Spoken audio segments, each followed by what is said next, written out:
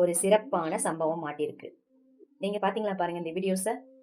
நீராறும் கடலெடுத்த கடலெடுத்த கடலெடுத்த நிலமடந்தை தெளிலொழுகும் நீராறும் கடலுடுத்த கடலெடுத்த கடலுடுத்த கடலெடுத்த நிலமடந்தை தெளிலொழுகும் நிலமடந்தை கெழிலோ நீராறும் கடல் எடுத்த எந்த கடலை எடுத்தாங்கன்னு தான் தெரியலையே. அரபிக்கடலா, இந்திய பெருங்கடலா, பசிபிக் கடலா, எந்த கடலை எடுத்தாங்கன்னு கொஞ்சம் கேட்டு சொல்லுங்க மிஸ்டர் உதயநிதி.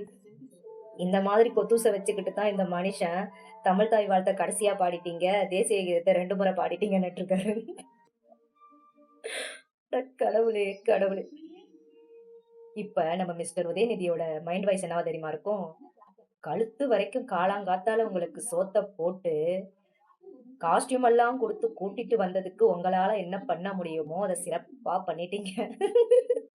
இதுக்கெல்லாம் சலிச்சவர் இல்ல நம்ம மூத்த குடி உதவாநிதி. அவர் மேடைக்கு மேடை ஏறி சோஃபா மாடல் ஆட்சி நடக்குது. ஃபர்ஸ்ட் சோஃபா போது, அதை தொடர்ந்து அதிமுக எம்எல்ஏக்கள் ராஜினாமா கடிதத்தோட போயிட்டு இருக்காங்க. இததான் நாங்க ரிப்பீட் மோட்ல பாத்துட்டு இருக்கோங்கிறாரு.